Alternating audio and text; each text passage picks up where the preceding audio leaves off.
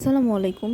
আপনারা সবাই কেমন আছেন? আলহামদুলিল্লাহ, আল্লাহর অশেষ রহমতে আমি খুবই ভালো আছি। তো আজকে আমি শেয়ার করব পাতুরির রেসিপি। অনেকেই আছে এই পাতুরিটা চিনেন না, আবার অনেকে আছেন খুবই ভালোবাসেন এটা খেতে। কিছু কিছু জেলায় আছে এটা পছন্দ করে না, সবাই হলুদ দিয়ে বা তরকারি দিয়ে পছন্দ করে, কিন্তু আমার এটা খুবই ভালো লাগে। যাই হোক, আমি পাতুরির জন্য পেঁয়াজটা বেটে নিয়েছি। এখন বাটা পেঁয়াজটা সুন্দর করে একটু কষিয়ে নিলাম যাতে গন্ধটা না আসে। তারপর আদা রসুন বাটা দিয়ে দিলাম, জিরার গুঁড়ো, মরিচের গুঁড়ো, তারপর হচ্ছে হলুদের গুঁড়োটা দিব না, স্কিপ করব কারণ এটা তো পাতুরি। যাই হোক না, আর হালকা হচ্ছে আপনার ধনিয়ার গুঁড়োটা দিব। তারপরে সুন্দর করে কষিয়ে নিচ্ছি। আমি ধনিয়ার গুঁড়ো অ্যাড করে দিচ্ছি, হালকা সুন্দর করে কষিয়ে নিব। তারপরে এর উপরে মাছ দিয়ে আবার কষাতে থাকবো, তাহলে ইলিশ মাছের যে কাঁচা সুন্দর গন্ধটা আছে ওটা কষানো মশলার সাথে সুন্দর করে মিশে যাবে।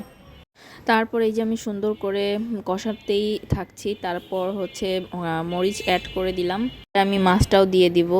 আর আপনাদের কার কেমন লাগলো আমার ভিডিওটা একটু কমেন্টস করে জানাবেন। আর আমি তো নতুন ভিডিও করছি, ভুল হতে পারে, তাহলে ক্ষমা দৃষ্টিতে দেখবেন। আর এই যে আমি মাছটা দিয়ে সুন্দর করে কষিয়ে নিচ্ছি, এখন পানি অ্যাড করে দিচ্ছি। তারপরে এখন আমার মাছটা দেখতে কেমন হয়েছে বলুন তো কমেন্টস করে। তো সবাই ভালো থাকবেন, আল্লাহ হাফেজ।